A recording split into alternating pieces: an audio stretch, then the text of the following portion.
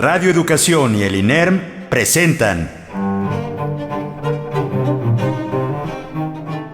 Reflexiones sobre el Bicentenario de la Consumación de Independencia.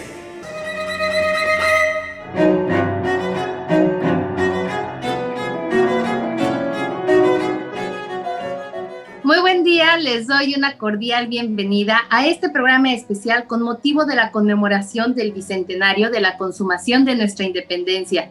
Esta es una producción que se lleva a cabo por Radio Educación y el Instituto Nacional de Estudios Históricos de las Revoluciones de México, el INERM. Les saluda Ivette Mota y me complace recibir para llevar a cabo esta emisión especial a los historiadores Cristina Gómez Álvarez y al doctor Felipe Ávila Espinosa. Bienvenidos ambos. Hola, ¿qué tal? Muy buenos días, Ivette. Buenos días, Ivette. Muchas gracias por la invitación. Muchas gracias, Cristina, por acompañarnos, y Felipe, bueno, gracias porque siempre, cada semana, tú nos guías en este camino de nuestra historia. Y bueno, hoy conmemoraremos una fecha que no podría quedar fuera de la memoria de México. Marcó el fin de 300 años del dominio español y el momento fundacional de la nación mexicana, por lo que hoy nuestro país cumple 200 años como nación independiente. Pero, ¿qué les parece si antes de iniciar esta charla de este programa especial, los invito a conocer la trayectoria profesional de nuestros historiadores expertos? Vamos a escuchar.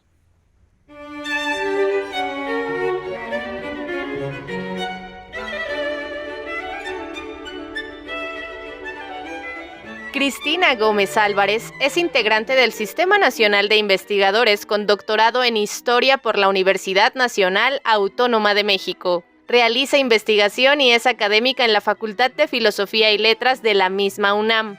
Su área de estudio es en Historia del siglo XIX y en la Independencia de México, además de en Historia Cultural de la Nueva España. Ha publicado un sinnúmero de contenidos de historia política y cultural de la Revolución de Independencia Mexicana, siendo los más destacados El Alto Clero Poblano y la Revolución de Independencia 1808-1821.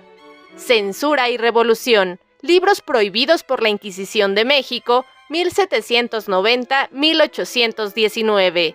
Navegar con libros, el comercio de libros entre España y Nueva España, una visión cultural de la independencia, 1750-1820, y la circulación de las ideas, bibliotecas particulares en una época revolucionaria, Nueva España, 1750-1819.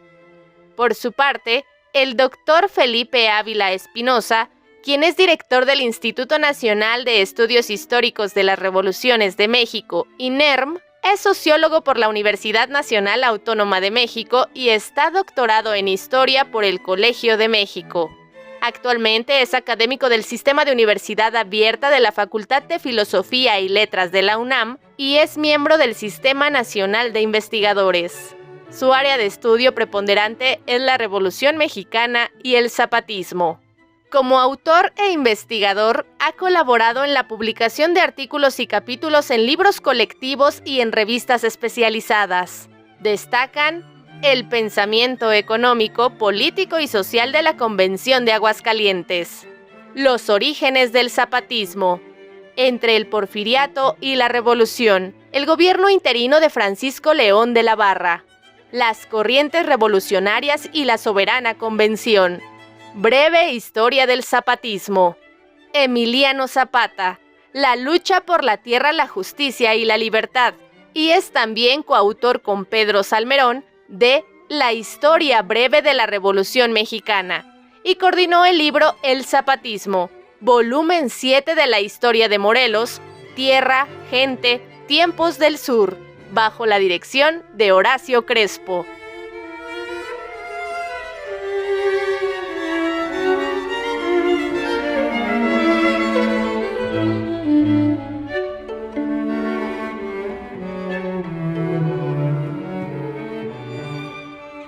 Ahora que conocemos la semblanza de nuestros expertos comentaristas, vamos a dar paso al desarrollo de este programa especial que realizamos, como ya lo mencioné, con motivo de la conmemoración del Bicentenario de la Consumación de la Independencia Nacional, Por supuesto, agradecemos a quienes nos siguen a través de Facebook, de Twitter, tanto de Radio Educación como del INER, así como las emisoras o los radioescuchas que nos escuchan a través de las emisoras 1060 de AM y el 96.5 de FM, por supuesto también a los diferentes puntos en la República Mexicana que comparten esta señal. Y bueno, Cristina, Felipe, como sabemos, el 27 de septiembre de 1821, el ejército trigarante hizo su entrada triunfal a la Ciudad de México, lo que llevó que aquel día o que al día siguiente fuera firmada el Acta de Independencia de la Monarquía Mexicana. Les pregunto a ambos, ¿qué significado tiene este hecho para nuestra historia en el marco del bicentenario de nuestro país? Cristina, adelante. Muchas gracias. Bueno, nada más y nada menos que el fin de 300 años de dominación española y el inicio de nuestra vida como un país independiente, libre y soberano. En otras palabras, es el fin de una época que había durado 300 años y el inicio de otra en la cual todavía vivimos por fortuna. Es decir, vivimos en un país soberano que se gobierna por sí mismo, que es independiente, y eso es lo que estamos celebrando. Desde mi punto de vista, esto es lo que todos los mexicanos, en una fecha como el día de hoy, deberíamos de tener claro. Gracias, Cristina. Felipe, ¿cuál es tu opinión al respecto? También comparto lo que acaba de expresarnos Cristina Gómez. Yo añadiría solamente que, desde luego, estamos conmemorando el día de hoy el bicentenario del inicio de México como nación libre, soberana e independiente, pero creo que no podemos disociarlo de lo que fue la lucha con la que culminó la independencia. Cristina ha sido de las voces desde la academia más enfáticas en subrayar el carácter popular que tuvo la Revolución de Independencia, y yo creo que esto no lo debemos olvidar, porque no se entiende lo que pasó hace 200 años si no entendemos antes lo que fue el inicio de la insurgencia como un gran movimiento reivindicador, libertario, justiciero, encabezado por Miguel Hidalgo y continuado por José María Morelos y tantos otros y tantas otras mujeres que nos dieron patria y matria, y que hicieron un gran cambio, porque lo que ocurrió en 1821 ya había venido ocurriendo desde antes en las provincias, en las intendencias, en las localidades, en los pueblos y en las villas de la entonces Nueva España, un cambio que a lo mejor no se alcanzaba a percibir muy bien cuando se dio la coyuntura de la consumación, pero que creo que sí marca un antes y un después. En efecto, sí hay el fin de una época y comienza una nueva, pero una nueva en condiciones distintas, en donde muchas de las demandas populares, muchas de las motivaciones por las que había surgido el movimiento de independencia comenzaron a hacerse realidad. Para empezar, la independencia, a pesar de que se consumó como un movimiento encabezado por los criollos conservadores, tuvo que hacer concesiones y tuvo que aceptar cambios que ya eran irreversibles, como el fin de la esclavitud, como el fin de los tributos, como el fin de la sociedad en castas. Y surgió un régimen distinto, con un empoderamiento que no había de sectores populares, que fue gracias a la guerra insurgente que pudieron alcanzar esta condición. Entonces me parece que sin lugar a dudas es un hecho fundacional, es de donde surgimos como nación, lo recordamos con mucho cariño, con mucho gusto, con mucha alegría y con mucho orgullo, y bueno, pues sigue siendo una tarea pendiente el poder realizar el ideario por la que tantas mujeres y tantos hombres dieron su vida para hacer posible este momento que hoy estamos conmemorando, Ivette. Gracias, Felipe. Cristina, en una emisión anterior a la cual nos acompañaste, tú hiciste mucho énfasis acerca del Plan de Iguala, su importancia. En ese sentido, se reconoce a Agustín Iturbide como consumador de la independencia, pero ¿cuál fue el papel de Vicente Guerrero en este proceso y qué tipo de negociación política tuvo que llevar a cabo a cambio de firmar el Plan de Iguala? Bien, pues es muy pertinente esta pregunta, pero yo la quisiera relacionar con la exposición del doctor Felipe Ávila, porque no podemos disociar 1810 de 1821 como cierta historiografía lo quiere hacer. El logro de nuestra independencia es resultado de un proceso histórico en el cual justamente la Revolución Popular, la primera revolución social en nuestra historia, la primera transformación importante de nuestra historia, pues surgió, se inició el 16 de septiembre de 1810. Entonces, ¿cuál es su sello en 1821?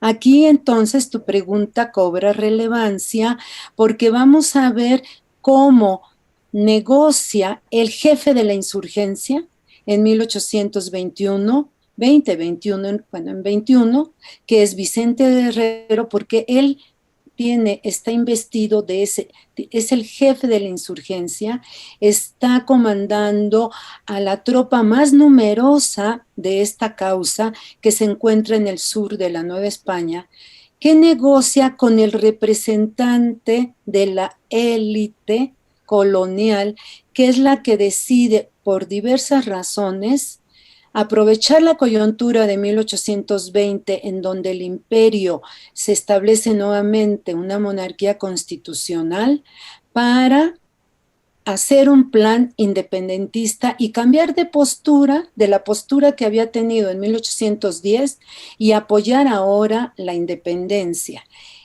Esta élite donde se encuentra la iglesia, las oligarquías, algunos militares y muchos funcionarios de la corona española eligen a Iturbide para que se pronuncie, él era un militar, con su tropa por este plan de Iguala y en esencia toman los acuerdos fundamentales de ese plan que dan el color a nuestra bandera nacional. La independencia, que es el verde, el blanco, la religión católica sin tolerancia a ninguna otra, y el verde, la unión entre americanos y europeos, es decir, peninsulares. ¿Qué fue lo que negoció Guerrero? Esta pregunta es fundamental, voy a ella rápidamente. ¿Cuál es la base para afirmar que hubo estas negociaciones? Son las cartas que se establecen entre ambos. La primera de ellas no se ha encontrado en realidad, pero la primera que se ha encontrado es del 22 de noviembre de 1820 y Iturbide había llegado días antes a la comandancia del sur, lo cual supone que de inmediato se puso de acuerdo con Guerrero. Inicialmente por las cartas que se han conservado, y Guerrero Hidalgo siguió la estrategia, Iturbide, de convencer a Guerrero de pasarse de bando, de indultarse, a lo cual sistemáticamente se negó Guerrero, diciendo que eso era pedirle la rendición y el abandono de su causa, que no abandonaba esta situación. Y entonces ya Iturbide es cuando le dice, bueno, quiero verlo, vamos ya a conciliar su plan y el mío. Y se entrevistan. ¿Dónde? No lo sabemos. Este tipo de cosas es difícil que dejen huella, pero sí sabemos por las cartas lo que es probable que negoció Guerrero con Iturbide. Allá voy. En la proclama son unas líneas que anteceden al plan propiamente dicho, a los acuerdos que expresan este plan. Ahí en la proclama, Guerrero negoció con Iturbide que se desglosara el término de americanos. Empieza diciendo americanos, bajo cuyo nombre comprendo no solamente a los nacidos en América, sino a los europeos, africanos y asiáticos que residen en este. Hazme el favor de oírme. O sea, estos que habían sido excluidos, los afrodescendientes que ahora les llamamos, forman parte de los americanos. Pero lo más importante, esto ya ha sido aceptado por algunos historiadores, pero lo más importante desde mi punto de vista es que cuando en la proclama que Iturbide firma el plan como el jefe de ese ejército que se va a formar, Y Guerrero obligó a Iturbide a que dijera Iturbide lo siguiente. Al anunciar que su movimiento es por la independencia, dice, es la misma voz que resonó en el pueblo de los Dolores, el año de 810. Por lo tanto, entonces quedaba claro que el propio Iturbide no puede disociar el movimiento de Iguala de la revolución insurgente de 10. A mí me impresiona esto porque los historiadores actuales lo hacen, cuando el propio Iturbide no lo hizo. Y yo creo que no lo hizo porque lleva el sello de la negociación. Para ellos era muy difícil proclamar el plan de Iguala teniendo levantado en armas al ejército insurgente. No lo pudieron indultar porque era rendirse.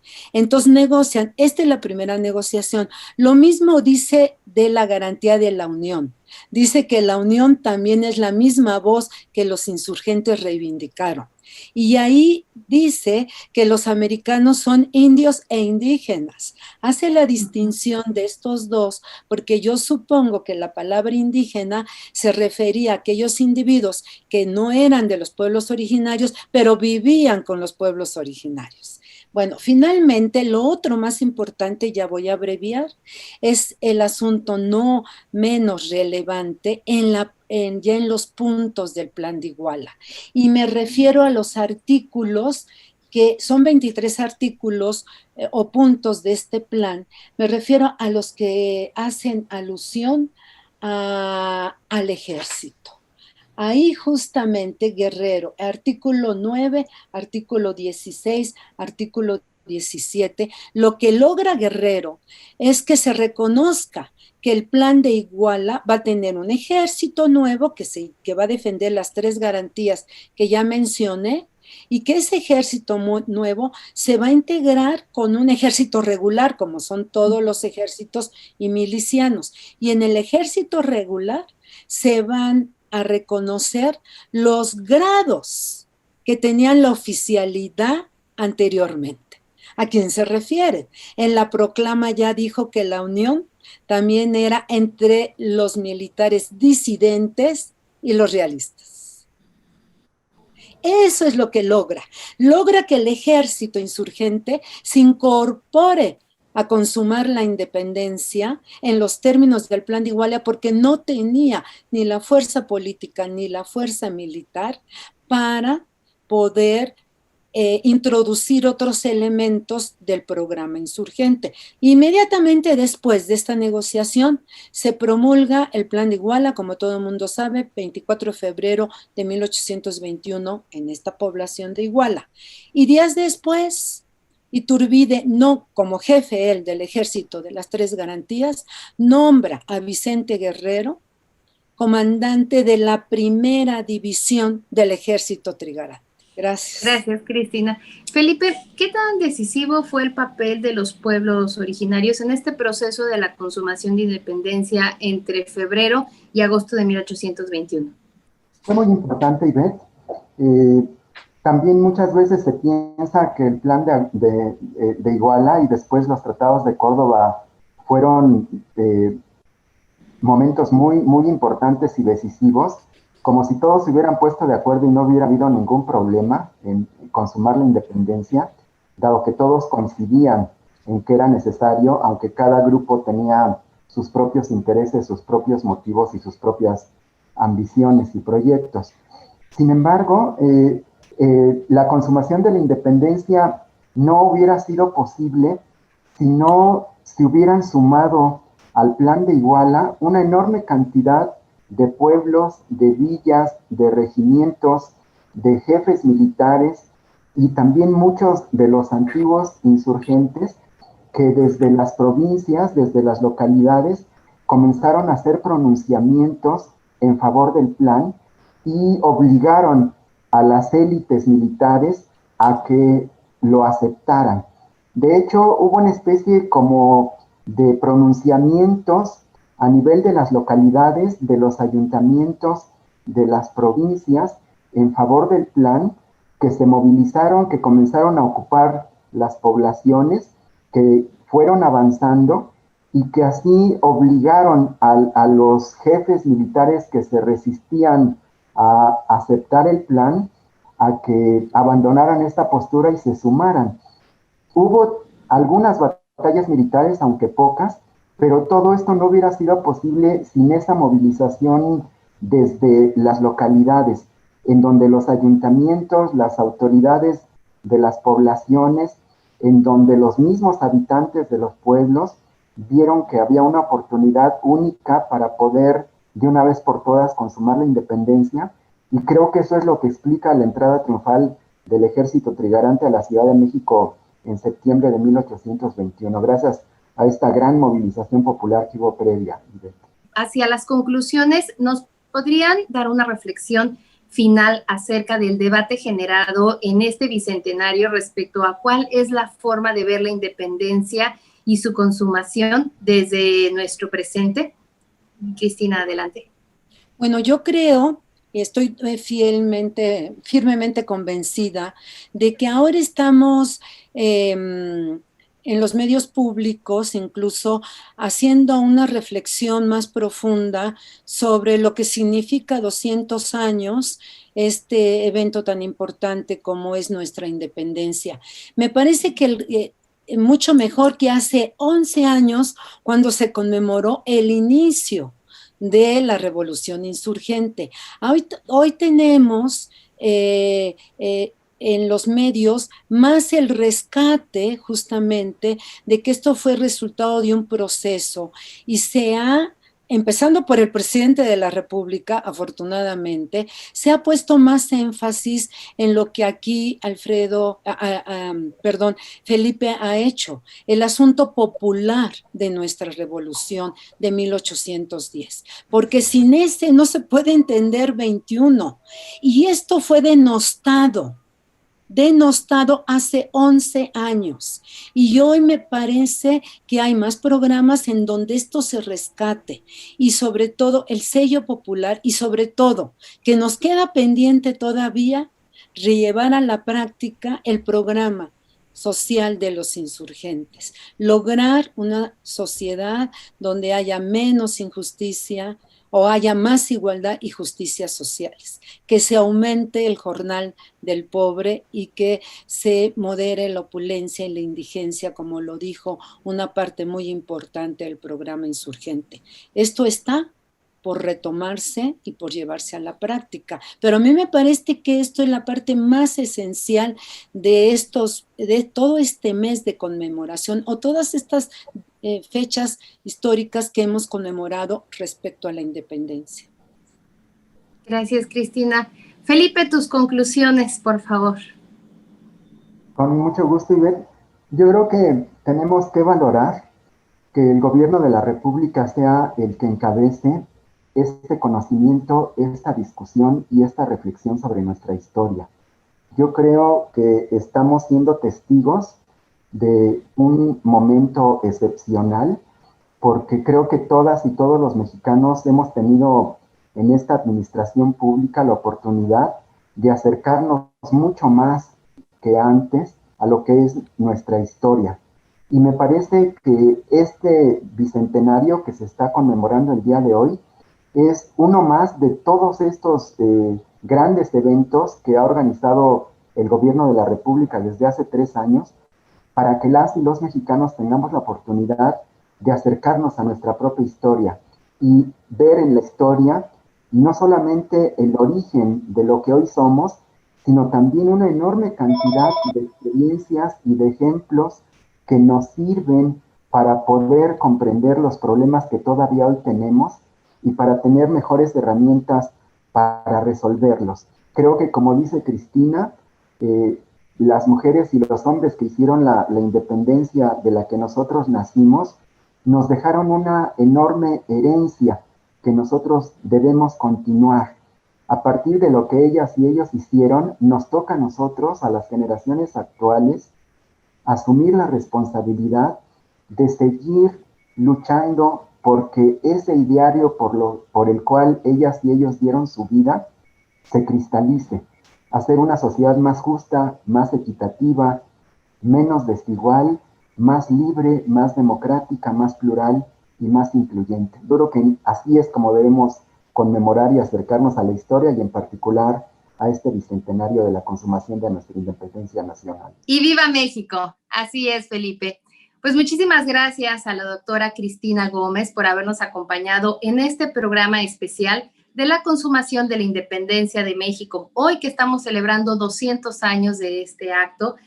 Así que nuevamente le agradezco a la doctora Cristina Gómez por habernos acompañado y compartirnos su conocimiento. Por supuesto, también al doctor Felipe Ávila, que nos acompaña y nos guía con su conocimiento sobre la historia de nuestro país. Y esto es un programa especial, pero también es una invitación para que ustedes nos acompañen en otros momentos, que ustedes también, nuestros radioescuchas, se interesen por esta historia, por conocer diferentes enfoques de estos procesos que nos han conformado a nosotros, a México, como una nación independiente, y en general, que conozcan y se acerquen a la historia de nuestro país. Mi nombre es Ivette Mota. Muchísimas gracias por acompañarnos en este programa especial dedicado a la consumación de la independencia de México, hoy 27 de septiembre del 2021, a 200 años de esta conmemoración. Muchísimas gracias y quédese por lo pronto en la señal de Radio Educación. Participamos en este programa Oscar Guerra, José Ángel Domínguez, Laura Viadas, Alma Lilia Martínez, Salvador Castro, Daniel Librado Luna, Claudia Segura, Felipe Ávila, Ivette Mota, bajo la producción de Mario Ledesma. Radio Educación y el INERM presentaron Reflexiones sobre el Bicentenario de la Consumación de Independencia.